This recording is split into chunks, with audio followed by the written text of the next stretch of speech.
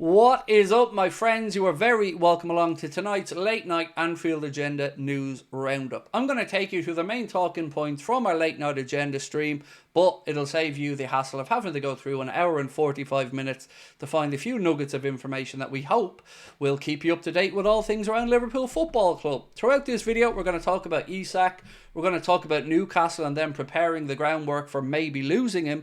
We're also going to give you the latest on the chase for the extra Champions League spots in the UEFA coefficient. We're going to give you the current state of play, as well as a bit of an update from Germany around the player that Liverpool and Arsenal, amongst other Premier League clubs, were linked with. That and lots more to come over the next few minutes, but you know the score. We want to know your thoughts, so let us know in the comment section. Drop a like if you enjoy it, and if you haven't subscribed, well, we'd love you to do that as well.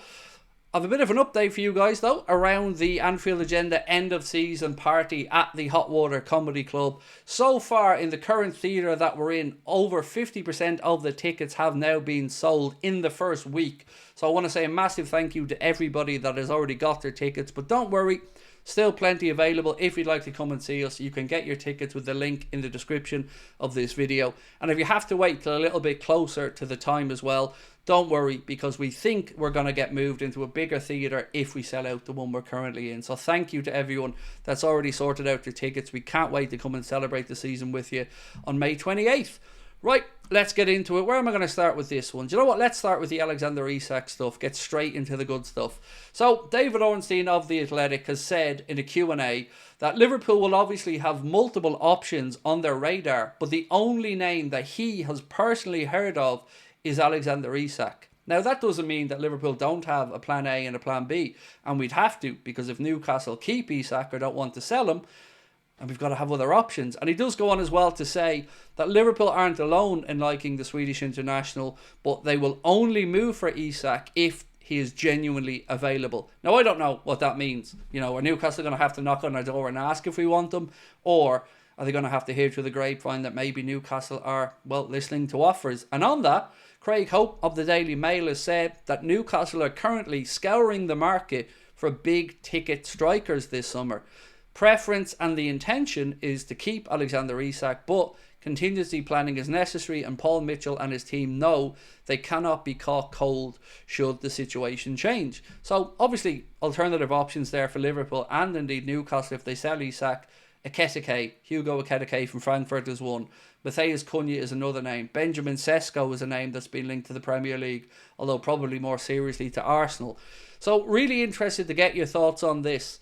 And to tie it all together, I'm going to tell you why I'm a little bit nervous at the minute. I said this on our late night agenda stream tonight, but I was reading through Miguel Delaney's reaction to Liverpool PSG last night, and one line in his match reaction stood out to me, and it has me concerned. It is this line right here. You could see why Arne Slot already had designs on changing his entire forward line in the summer.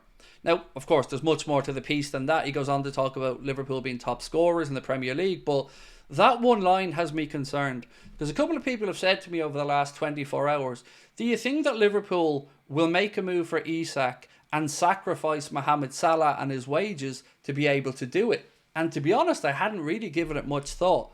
But seeing this line in that article from Miguel Delaney, who, as I say, is just, you know, speaking in broad range terms there, it has me concerned, because I can't think of any other reason we haven't got the contract sorted out, and I hope the club aren't silly enough to look to move on all three of the lads. But how are you feeling about it right now? Do you think we will see a situation where maybe Isak is the carrot to the fans on the stick for losing Mohamed Salah? I really don't know what to expect right now, but I know that I would love some answers on it, so let us know your thoughts. We did ask an interesting question as well on tonight's Late Night Agenda. We had a poll where we said, along with Darwin Núñez, which of these two Liverpool forwards would you rather sacrifice? Because, of course, we've seen links to a few of the lads with moves away. And we said Diogo Jota, Luis Diaz, or neither. And with 55% of the vote, the answer was Diogo Jota. Reds far more open to moving on Diogo Jota than they would be Luis Diaz. So let me know in the comments if you agree or disagree with that one. Now, I promised you a bit of a breaking story coming out of Germany around a player that's been linked to the move to the Premier League, Liverpool and Arsenal mainly, and that is, of course, Joshua Kimmich. Now, Florian Plettenberg of Sky Germany has said, breaking, total verbal agreement between FC Bayern and Joshua Kimmich on a new contract until 2029. Green light from the entire Bayern board. Final paperwork is in progress. Contracts are set to be signed this week with the announcement planned soon.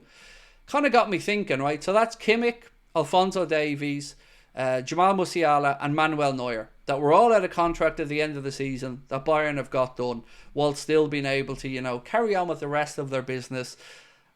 It'd be nice to have some of that at Liverpool, wouldn't it? So, we're seeing that it's possible elsewhere, probably for bigger amounts of money. Again, I'm going to ask the question, what exactly is the plan for the summer? What is the situation with the three lads who are out of contract? Because fans are getting very concerned as we're edging closer to the end of the campaign. Now, another thing that I wanted to highlight was the possibility of where the extra Champions League places are going to go.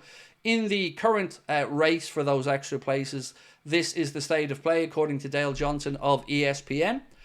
England top the chart with 22.178 as a score. Spain are second with 19.892.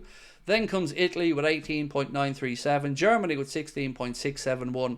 So it's looking very, very likely, unless there's a dramatic shift, that England and Spain will get those extra Champions League spots. So whoever finishes fifth in the Premier League would take up that position. Of course, we've seen English clubs in action tonight as well in the Europa League. United drew 1-1 away against Sociedad. Spurs were beaten 1-0 at AZ Alkmaar. And to keep with the British conversation, Rangers had a very good 3-1 away win against Fenerbahce as well. So that is pretty much it for me tonight, ladies and gentlemen. But again, I just want to go back over the fact that I really want to hone in here on your thoughts on the Salah situation.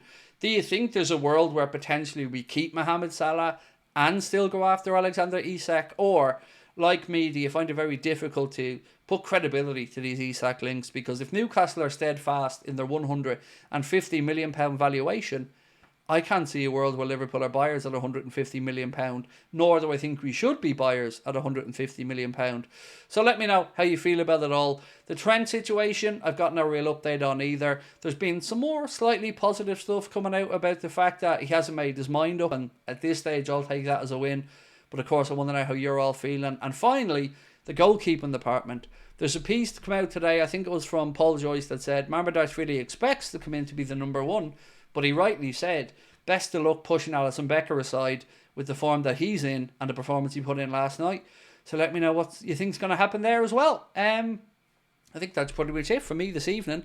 Tomorrow, the Premier League predictions video is going to be coming out around midday. So do keep an eye out for that one and let me know your thoughts on it. The preview for the Southampton game went out earlier on today. And I'll be back tomorrow night at 8:45. Same time, same place. Have a good evening. Much love. Bye-bye.